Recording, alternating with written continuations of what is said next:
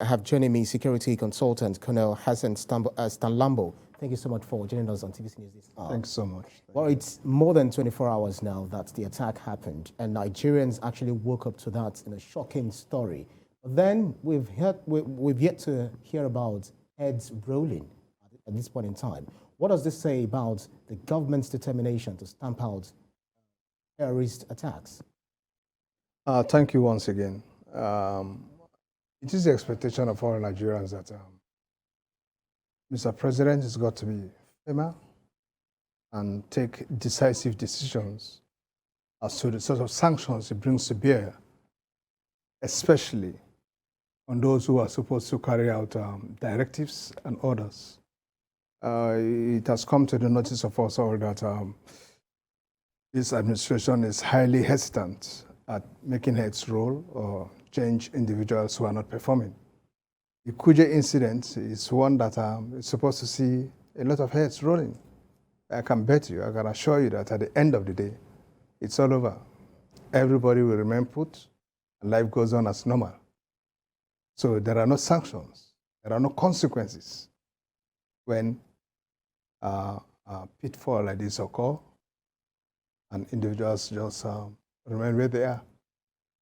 It's such an embarrassing situation. It was a failure of intelligence, and even when we go about blaming intelligence or those who should be at operational points, those who are on guard duties and so on, the bulk of the entire thing falls on the table of the leadership. It is a failure of leadership itself. And when we say failure of leadership, we should also be looking at the presidency. Okay? Very quickly, some of the opinion that, Kuje Correctional Facility is reputed for handling high-profile criminals or, high-profile individuals. That's where they keep them. So could it be that some of the criminals that were actually freed back in society go and say no more would have been the one giving that kind of intelligence, giving them the strategy to attack Kuje prison successfully, so to speak? You cannot rule out anything. But the point remains that we have our own intelligence network. We have our own intelligence institution that is supposed to be highly proactive. Falling back to institutional memory and so on, I expect such an agency to know what to do. Okay? What you have said cannot be ruled out. And there is no way you can prevent that, except if you have people or hands on deck that are ready to make sure they do their jobs. How come information is flowing from outside into criminals in Kuje cells, and yet those who are busy guarding them don't have information of anything? How come the elements or the criminals in there got to even know that we shall soon be set free? An operation is taking place today, or an operation is to hold tomorrow, and you there claiming to be taking care of them. You are not aware. Are we saying that there are elements in this so-called Kuje high maximum or whatever the name will give them? Are they carrying handsets? I was shocked about an hour or two ago with some of the information I got that people in prison cells in Nigeria or in correctional cells in Nigeria have access to all sorts of luxury you can think of. There are some big men in prison who receive their meals from Sheraton Hotel because they have the money to pay for it. We've got to be serious in this country. We are not. It does appear that the security situation has actually assumed we are so relaxed, alarming rate. But we are so lackadaisical. I'm heading to a point. You were not the only one who expressed shock over this issue. President Muhammad Buhari expressed shock, like most Nigerians. He said, and I quote, "I'm disappointed with the intelligence system. How can terrorists organize, have weapons, attack a security installation, and get away with it?" But a situation in which the commander-in-chief of the armed forces, expressed this kind of shock, it means what? Of course, it's either intelligence has been getting to him or to the authorities, and it's not being used. On the other hand, it means also that probably only the half-truth gets to the president. The president has to be coming out to know what is happening.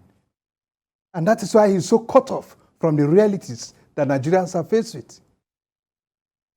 If he's just expressing shock, we have been expressing shock 3-4 years back. He is just expressing it. Those in power in this country are so cut off.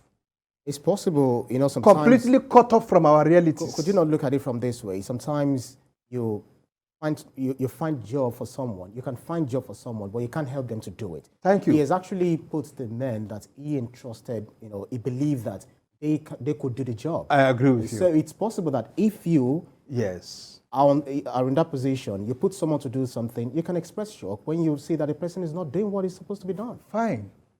But then, that is if you actually had engaged the right people you are supposed to have engaged. You and I are very much aware that 80% of those who constitute the executive arm of this country, okay, lack the capacity to execute their jobs. We are all aware that we have the wrong hands in wrong places, and that is why this administration failed totally in every sector.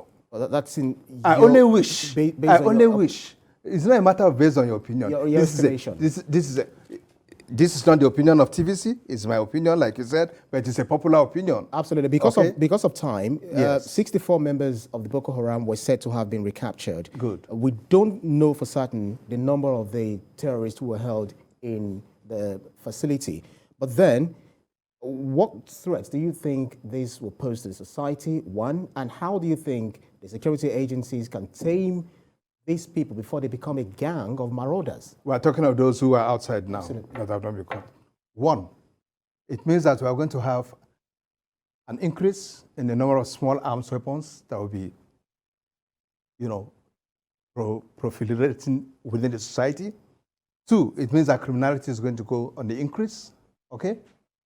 Three, it means that the society itself is going to be more vulnerable to the threats that will be emanating from most of these guys, and so on.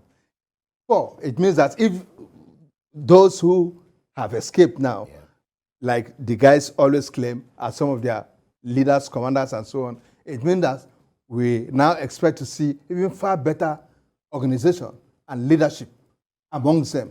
So we should just be ready for the worst.